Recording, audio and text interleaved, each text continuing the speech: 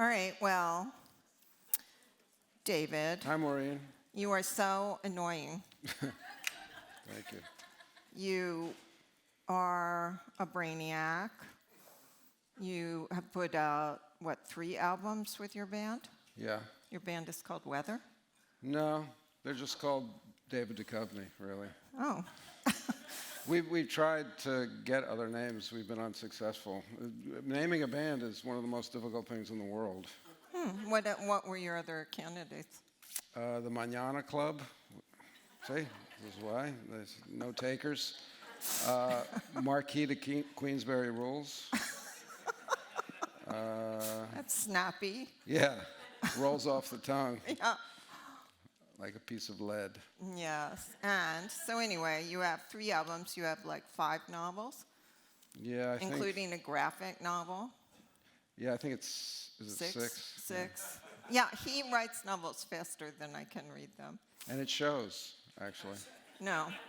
And the most annoying thing is, as Barbara Streisand said to Robert Redford about his prose and the way we were, it's gorgeous, your prose. I mean, he writes like a dream. So it's very frustrating that he can also do all these other things, plus he's a brilliant actor. Thank you. And plus he's super funny. So he's one of my favorite men on the planet, or any other planet with aliens. Oh, I see where this is going. No, you think I'm setting you up for the kill? Maureen interviewed me. First time you interviewed me, I think it was 1995-ish. It was 1995. Yeah, in Vancouver. Right. We sat in, it was a little outfit back then that people used to frequent called Starbucks. Yeah, you had hot cider. Did I? Mm-hmm. What a lightweight. And I'll never forget because you called me Malores at the Millennium. Do you remember that? Yeah. See, you made a reference that. That's the handyman. In Lady Chatterley's Lover. Yeah. Yeah. So Malores at the Millennium. It didn't catch on. Maybe that's the name of my band, right there. There we go. Yeah. And there was something else I was going to say about when we met there, but yeah, I'll come back to that. I have it in here. So I'm going to tell you guys something I haven't told anyone. I went back to Columbia. I didn't go back. I went to Columbia University for the last 3 years to get my master's.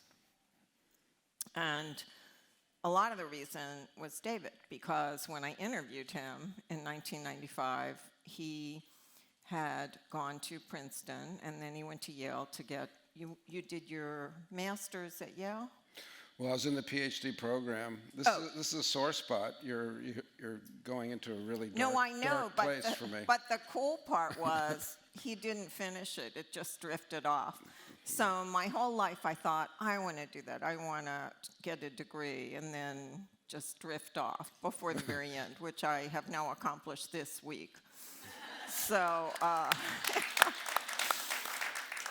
But you're not going to drift off. Well, I don't know. There's still a language requirement, but we won't get into that. But David is super, super smart, so I want to start with like a really serious, profound question. So, Team Meghan and Harry or William and Kate?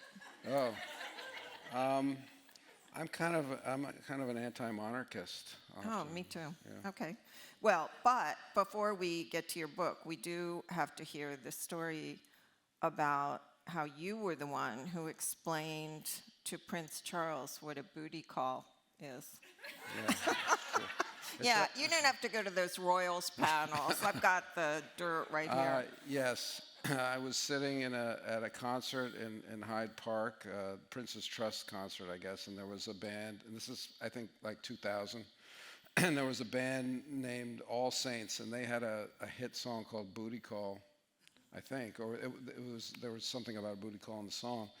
And I was sitting there with Prince Charles, who had earplugs in, for one, like, because he has to go to a lot of concerts, and he's saving his ears. So. Yeah.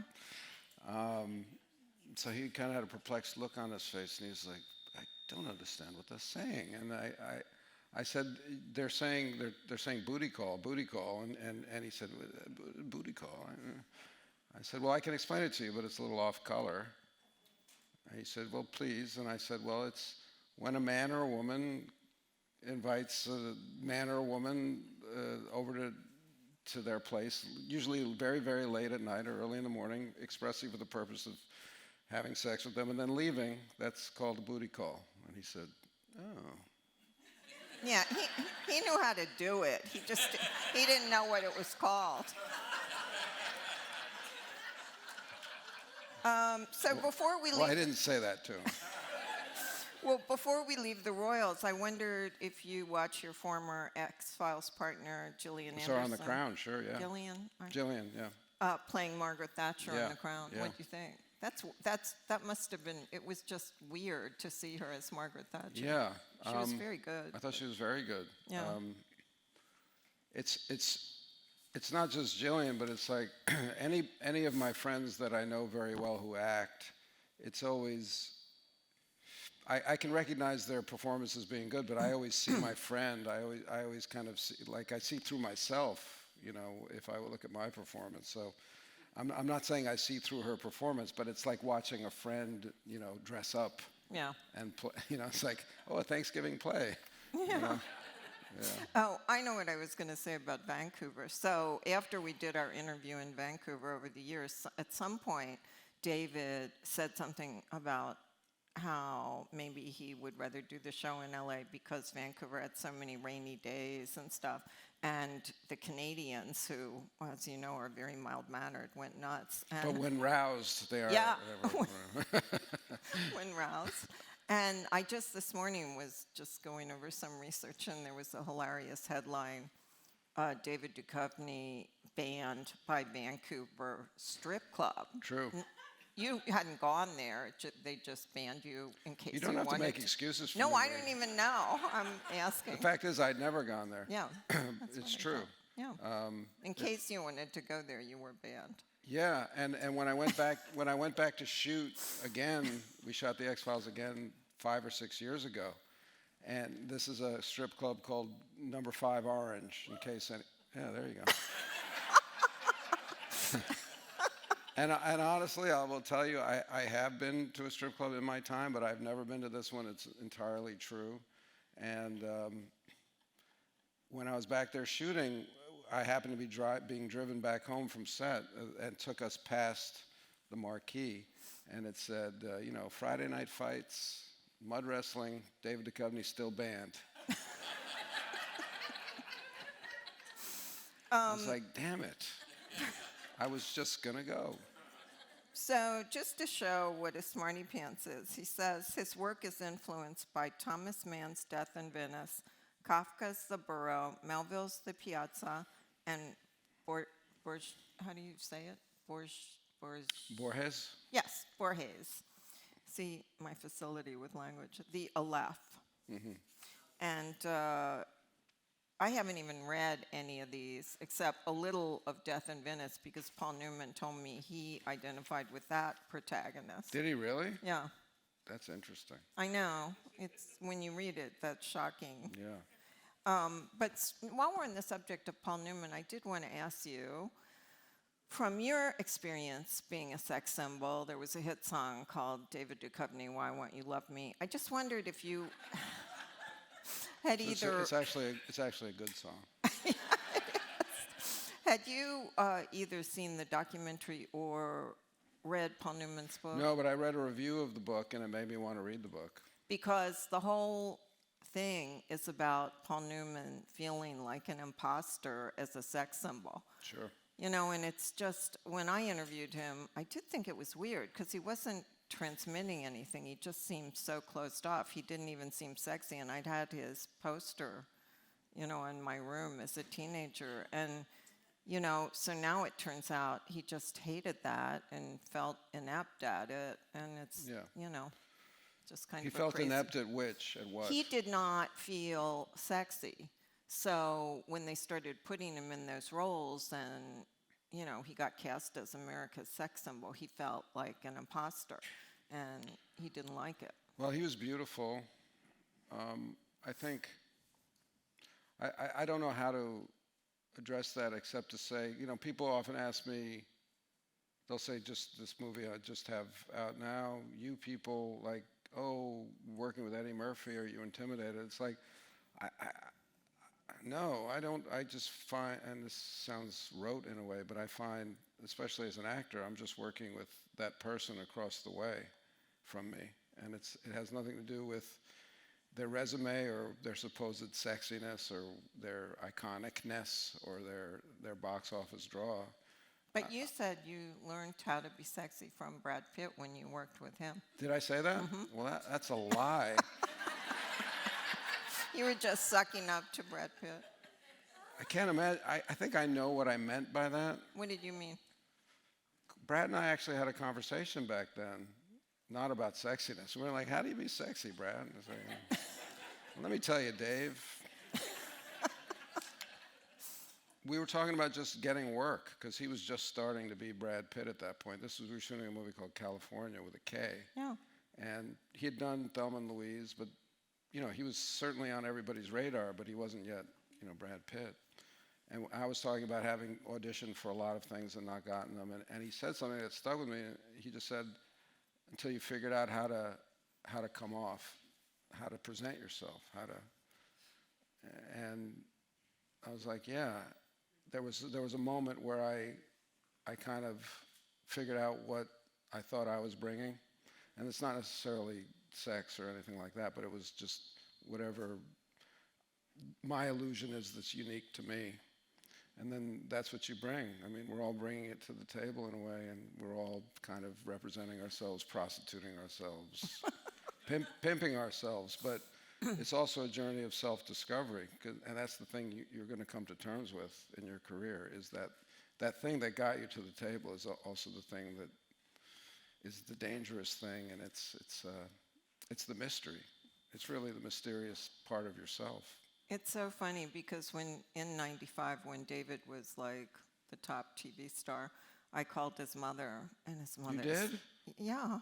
She was super. She was a revered teacher at Grace School in Greenwich Village, like, the most famous. Did you want to know why I hadn't finished my PhD? Yeah, she said to me, he was in Yale on a Mellon scholarship or something, and now he's doing this acting thing. She said that in '95. She would have also said that in 2020. Yeah, can you talk about your mom a little bit? I know she passed away recently. She passed in October. The joke that it's true, she would always ask, no matter what was going on in my life, are you going to finish your PhD? And the last time I brought my kids to see her, about 6 months ago, she asked again in front of my kids, and I would always say, no, I don't think I'm, because the truth is, like a PhD, it's not like I can just sit down and write 300 pages. I would have to acquaint myself again with the scholarship, and it would take at least a year, maybe more. And I don't even know if I could do it. And we were driving away from where my mom was, and my kids said, why don't you just lie to her? And I was like, yeah. Why don't I just lie to her? And I did. I lied to her. I lied, finally, by the end. This is maudlin, I'm sorry, but she was passing, and I had like a final, I had a final time with her, but she unconscious, and I lied. I said, I think you're going to have to do that. I whispered to her, I said, I finished my PhD. Oh my God. That's funny. I was just telling the story earlier. I don't say it for a laugh, nor for tears or anything. I realize it's an odd thing to share right now, but I guess the moral of that for me, the whole thing was, you asked me about my mother, so the core of that, the core of the answer to that, and the honest part is, my mother was born in 1930 in a town called White Hills in Scotland to a family. She's the first person, let alone the first woman, to get a degree past high school. and her family. And I did Skip Gates's show this year, so I didn't know anything about my family past my grandmother. So these were all from, as far as they could track back, 1700s, whatever, fishmongers and fishermen. So for my mother, in Great Britain, as opposed to America, which is supposedly a classless, upwardly mobile society, or a society without caste, in Great Britain it is a caste society in many ways, and the only way out, for a woman, for a person in her position, was education. So that, to her, when she was asking me about the PhD, it was power to her. She didn't want me to not to have that power, to move myself, to educate myself, to educate the brain that I have, that is not a possession, but that I take with me everywhere I go. You said that when you first got to Hollywood, your agent said, whatever you do, don't tell people at auditions that you went to Yale. Yeah. Because they'd be scared. Yeah, but that might have been more their problem than mine. I mean, my agent might have been wrong about that. I don't know. I feel like there's a lot of people that work in Hollywood that have gone to Ivy League schools, especially like Harvard, Lampoon, and stuff like that, writers. For me, becoming a better actor was in some ways related to sloughing off a lot of the intellectual pursuits that I had done, because acting is very instinctual. It can be intellectual in terms of preparation, but in terms of the execution, it's not intellectual. It's in the moment, it's nonverbal, it's instinctual. So there was a lot I had to unlearn in many ways, and I think that was the original attraction for me, was I had spent my entire life working on my brain, and I was tired, and I wanted to work on my gut. David, if you guys haven't seen the TV show The Chair, David has a hilarious guest turn in that. It's inspired by, I think the head of philosophy at Columbia, maybe. And it's about a woman chair of a department, and then David is coming to give a talk, and everyone's really mad because they think he's just an actor, and then he shows up and he's David. You know, he's super smart and everything. So it's a really, really cool, funny show. But the gag of that is that in exchange for doing this talk, or actually teaching for a semester at this fictional college, that they're going to award me the PhD that I didn't actually earn. Yeah. And that's what I want. And we didn't go a second season, so I don't know if I got it. So the book that David is here for is called The Reservoir, and just as I got my master's during COVID, so you would feel like you didn't waste all that time, David did this amazing book during COVID, and I guess were you huddling with your son, learning to cook, and you have an apartment in New York that overlooks the reservoir. Yeah. You love the water in the reservoir. Yeah. So just tell us how it came about. Yeah, well, I did. I was one of those people that took up cooking during the lockdown, and I realized, hey. Were you using the New York Times cooking app? No. But I realized, I don't like cooking. So I found that out during COVID. I learned something about myself. So I'm the kind of cook that's like, $350 for 45 minutes? $400 for 27 minutes. You can't really improvise with that stuff. But I also was in the habit of taking these time-lapse photographs of sunrises. I had an east-facing window. So I had the beautiful sunrise over the reservoir, over the park, sun coming up, even if it was cloudy, they're just amazing-looking stuff. And at one point, I just conceived of this guy named Ridley, who the reservoir is about him. And that's what he's doing. He's kind of curating these time-lapse photos of the reservoir, thinking that it's an art project, thinking it has something to say about perseverance or sameness or nature persevering overall and stuff like that. And you know, he's a Wall Street guy, so he thinks, you know, I'm also an artist. I'm an artist too. I have something to say. And then from there, it kind of goes into this fever dream of somebody who was in lockdown of a certain age and alienated from his family, and stuff that can happen, Rear Window-esque stuff that can happen. And a little bit of Woody and Mia with he gets interested in what he thinks is a woman across the park. Well, he thinks somebody is flashing lights at him on Fifth Avenue. He's on Central Park West, and he sees this, because he's taking these time lapses, eventually starts to look at them, and he sees this pattern repeating, and he's convinced it's a damsel in distress. Well, David, I interviewed him about his last book, Myth Subways, and he has this great way of blending in fairy tales and myth. And in Myth Subways, there was a great Irish fairy figure as a New York doorman. And in this one, you know, there are elements of Rapunzel, and I don't know if it's Lady Nix with the sticks or Persephone, but it really makes the landscapes of his novels are just magical because of that. Thank you. Certainly, you know, I'm torn about it sometimes. I wish that I didn't know how unoriginal I was, but I have a very, I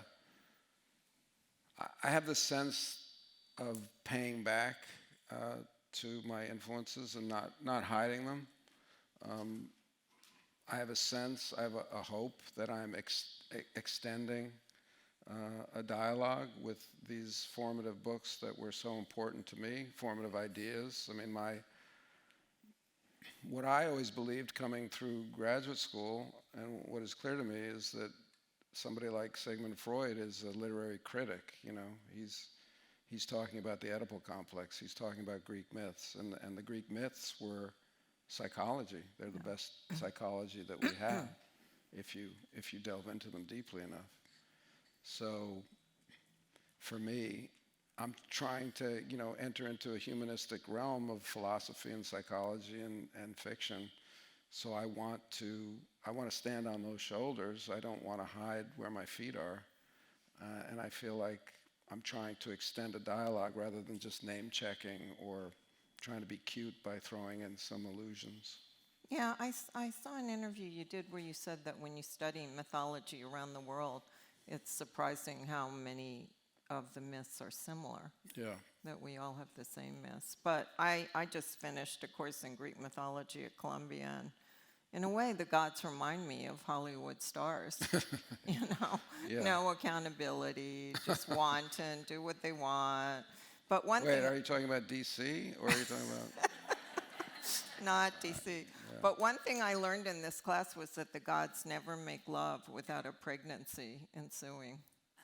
Is that true? Mm-hmm. Yeah, I paid $100,000 for that information.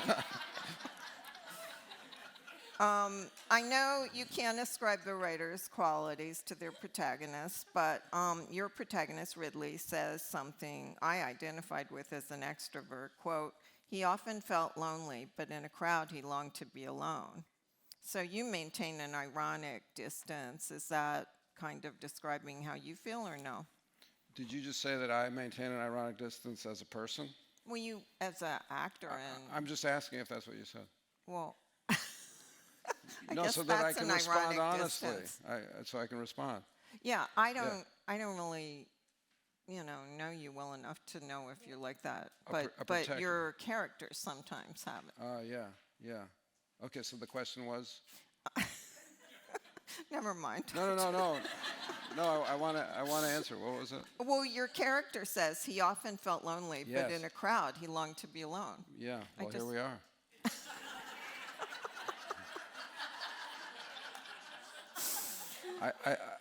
I think it's interesting that you pulled that quote, because I had a wonderful professor at Princeton named Maureen Dowd, who's still there. And when I send her everything I write, everything I do, I'm still trying to get good grades from Maureen Dowd. And she pulled that quote. And what did you say to her? She said, "That sounds like you." Yeah, That was what I wondered. Yeah. And Ridley also says love is much easier to give to a dog than a person. That's not me. Okay. Ridley Although also it is easy to love a dog. Ridley also talks about being a father. A father is a person too, with his foibles, his unheard hurts, and hidden dreams. Yeah, he is. Yeah, sure. Yeah. Ridley also forgets his wife's name. Nah, that never happened. Yeah. I had a friend who forgot his wife's name twice at one party. And what happened? They got divorced. Yeah. So conspiracies play a role in the novel, and we live in a world of conspiracies Yeah. with Trump coming back and AI, which Jaron Lanier, the father of virtual reality, says the fake will be, more compelling than the real soon when AI improves. And I just wondered what, and obviously Fox Mulder and X-Files dealt in the deep Yeah. state in a world of conspiracy, so I just wondered. I think conspiracy, Fox Mulder and X-Files aside, again, that's a different cultural moment, right? I feel like it's just, I understand the allure of it. It's just lazy thinking. It's really the story-making aspect of ourselves as humans. So I think as a novelist, I think as anybody that writes creatively, you have to have a real sympathy and an understanding for people that fall for conspiracy theories, because that's just storytelling. Unfortunately, they're falling for really bad stories that are really hurtful as well to a greater number of people. But I think it's incumbent upon the rest of us to tell the better stories. And that's what I'm trying to do, is tell stories that have a better outcome, not necessarily the election or anything like that, but a better human outcome, a more sympathetic outcome. I'm under no illusion that anybody has is proprietary over a certain morality that's better than another. But I guess my gauge is just the lesser number of people that get hurt is the better story. And I don't know. I think conspiracies are really seductive, because they end up being they end up telling you who the bad guys are and who the good guys are, and they're way more simple than actual very messy reality. David has an ogre in Central Park in this novel, and I love he has a list of hoaxes in the world. And He's a bear. He's a what? He's kind of a bear. A bear, yeah. He's like an ogre, but he's a bear as well. Yeah. See, that's what I mean. It's like it has metamorphoses. He might be Ursus Major. Yeah. Oh. Because he's also a major. That's a big thing the gods do when Zeus is always trying to cheat on Hera with different women, and when Hera finds out, he turns them into constellations and throws them up into the sky. Yeah. Or else cows. So this ogre has a list of hoaxes, and his list is COVID, the Knicks, Hollywood, rock and roll, the Obamas, Goop, AIDS, red wine, and possibly tequila, heaven, Steve Jobs, the designated hitter, and real estate law. It's a great list. Yeah. So David always... You want to get in the list? No, you don't want to get in the list. Okay. Oh, well, how'd you come up with it? It sounds like me. David always dreads reviews that say this book isn't bad for an actor, but he likes to point out, like Shakespeare was an actor too. Yeah. That's people are always like, confident. oh, an actor doing this or that. It's like, well, Shakespeare was an actor. That's my boyfriend. Somebody gave me a Shakespeare doll for Christmas. I'm going to take it to bed. Tarantino wrote a novel. It's quite good. I know it. Did you read it? My friend Sean McCreesh idolizes Quentin Tarantino. Yeah. But I don't think he likes me because I wrote a story about how he tried to kill Uma Thurman. Oh, right, yeah. Yeah, just that little thing. Tarantino rejected me so wonderfully in an audition. What happened? I auditioned for Reservoir Dogs. This is before he was Quentin Tarantino. He was just this guy with an odd name who was doing this indie film that people wanted to do. And I wasn't anybody. I'd done a few movies, but nobody knew me. And I can't remember who I was reading for, Mr. Pink, Mr. Orange, Mr. Blue, I can't remember, one of the colors. And I read, and he said, he's a super high energy guy, and he's like, I like what you do. I just don't know if I want you to do it in my movie. That's funny. Also, so David's mom thought he was a total failure, so your dad thought you were a total failure because when you were 6, you told your father you wanted to be a bathtub. Yeah. So then he would always call you and say, so, still a failure, huh? Yeah, that's my dad. Yeah. So tell us about your dad. So he was the head of, or a publicist for the American Jewish Committee, right? Yeah, he was a publicist, a speechwriter. And he left when you were 11. Yeah. And went to Paris to write a novel? Well, first he went to 14th Street. Yeah. I just found that to be very funny coming out of my mouth. He went to Paris? No, he went to 14th Street. Yeah. He went to 14th Street, and then he went to Boston, and then he went to Paris. And I heard the novel was good. He wrote was it good. when he was 70. 72. Yeah. Published when he was 72. But you guys didn't get mad at him for leaving, or? But you said it shaped your personality. Sure, yeah. I mean, I wasn't mad at him. He was my father, but it was heartbroken, I'm sure. That it's a rupture when you lose your guy like that. You said that you said that you gave up therapy because, as your academic mentor Harold Bloom said, shrinks tend to shrink. Yeah. But you did do therapy, Yeah. like in a sex addiction clinic when you Yeah. were trying to save your marriage, and you alluded to it in a song you wrote about a 12-step program, singing 3,000 steps, forget about 12. Yeah. And you told me in our interview that there's wisdom to be had in looking at any kind of behaviors that we do to manage our unease and make ourselves feel better or to alter our consciousness. But Longest question I've ever been asked. here's the question. Does sex addiction really exist? Oh. I don't even believe it. It's hard to say. I mean, we have, I feel like people that deal with depression or deal with, unease in their lives, anxiety, whatever. There are many ways that we choose or fall into coping with those things, and some of them are drug-related, some of them are behavior-related, some of them are risk-taking, behavior-related, gambling, skydiving, sexual activity, things like that. So there's a decent kind of equivalent model that you can set up between drug-taking and compulsive behavior just in terms of brain chemistry, and I think there's an analogy to be made. But I don't think, I think addiction is not the right word. It kind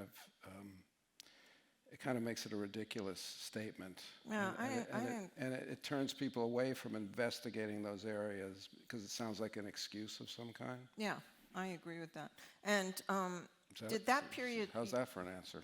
Well, David did... That's very brave of me. I never talk about these things. David did... I refuse to talk about that shit. It's only because Maureen brought it up. Well, you did another amazing... Very private. Well, I know. But you did another amazing TV show called Californication. Yeah. Where the guy kind of has an issue like that. And did your... No.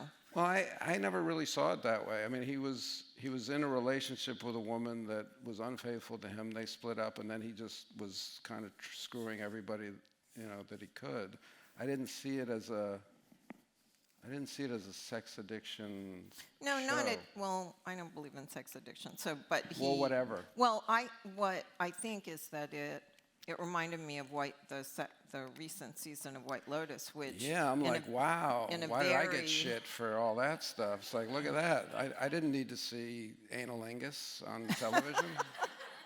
But it did. But I didn't need to see that. I could have gone to my grave happily without ever seeing that guy's head emerge from another guy's butt cheeks. Well, not that it's because it's same sex. It's just I didn't need to see anybody's head emerge from anybody's butt cheeks. Speaking of that, you did one of my favorite shows Red Shoe Diaries. Wait, you had a question in there. Oh, do you want a question? You're on White Lotus. Oh, well, because White Lotus and Californication both dealt, to me, they were dealing with like questions of masculinity and middle-aged white guys, and as the society moves away from them, you know, how they cope. And yeah, and I just think that's one of the great questions of the age, the what's happening with them right now. White men? Middle-aged white men. Middle-aged white men? As they have to give up power. You know, it's interesting. It's interesting as a writer,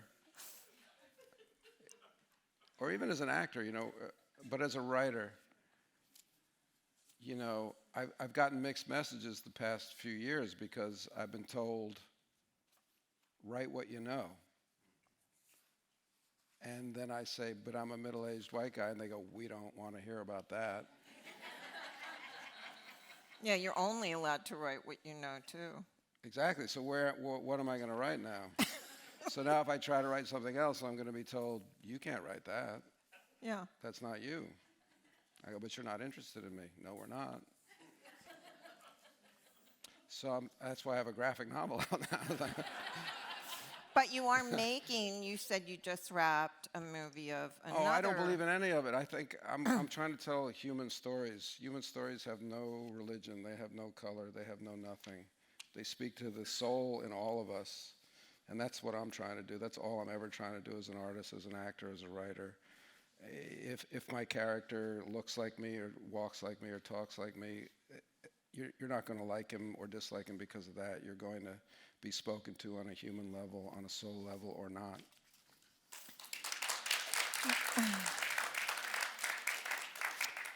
And I'm curious what you think of how society has adjusted after the cataclysmic MeToo thing. We never did go back and get any gradations. So I have a friend who lost his career and wife and everything because he complimented some woman's miniskirt. You know, I mean, a lot of people aren't Harvey Weinstein. I just wonder what you thought of all that. It's so thorny, right? The whole thing. I think the impulse and the correction is fantastic. I think any revolution is going to claim some innocent victims, and that's terrible for everybody. But the overall trend, I think, is worthwhile and positive.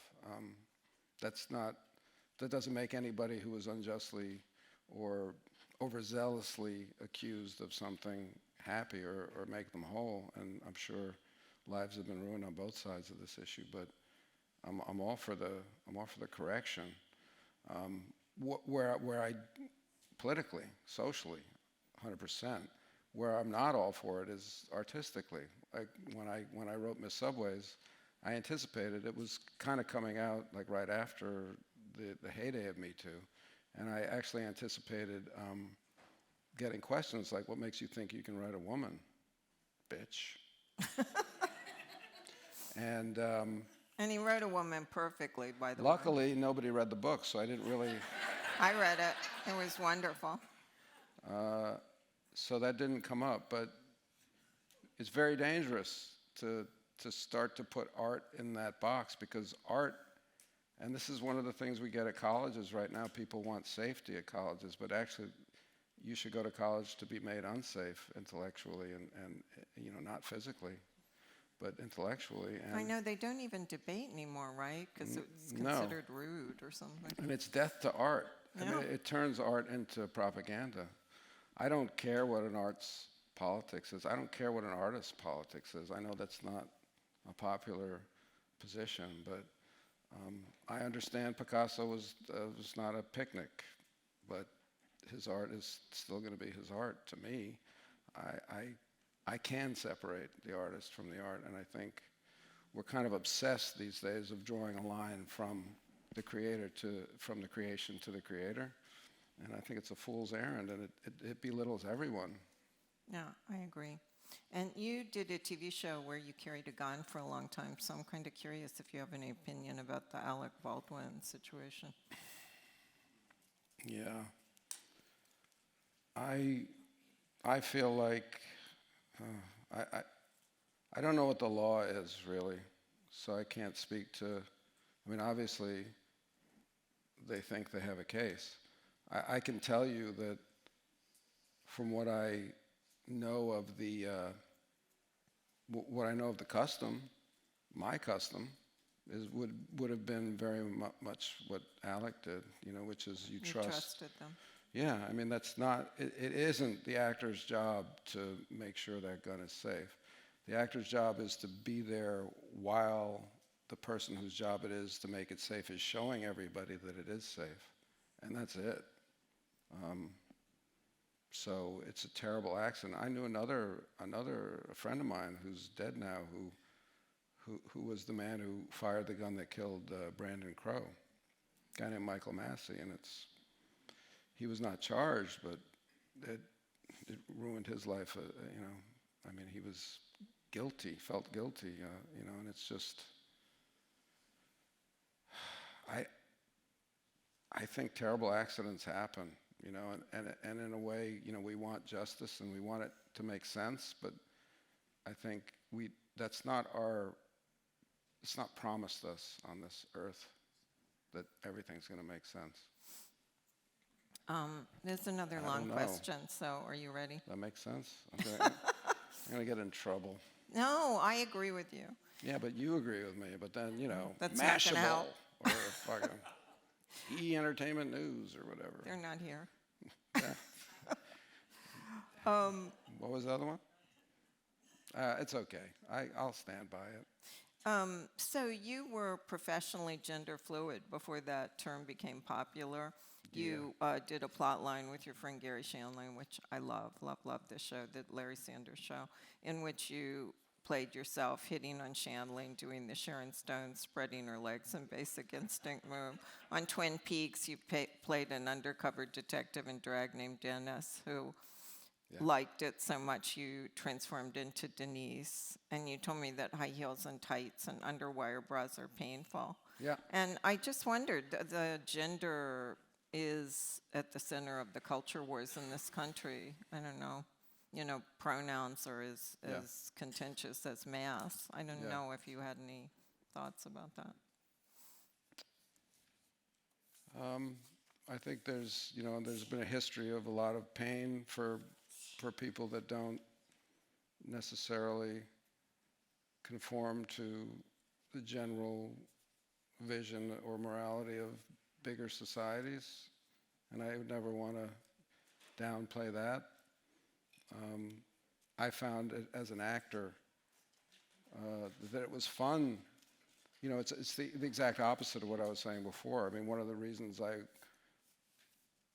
enjoyed acting at first was because it was a vacation from being myself, which I was finding to be sometimes problematic, right? So, but then they say you've got to act, closer to who you are. We're kind of in a spot where, I remember reading some articles that, because we came back and we did Twin Peaks again a few years ago, and I remember reading an article that said, we'll give Duchovny a pass because he did it before and he's reprising the role.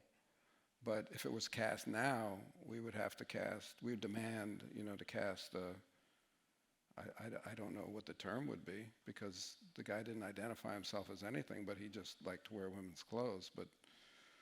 And I just remember thinking what an odd time we're in, especially as artists who are supposed to transform either physically, or writers who get inside the minds of other people, not themselves.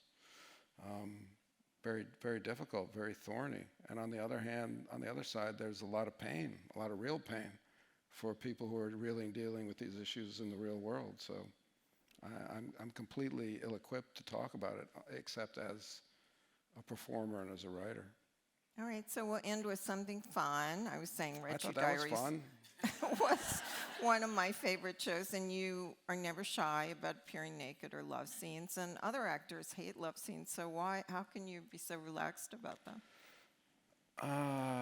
I just think of them as scenes,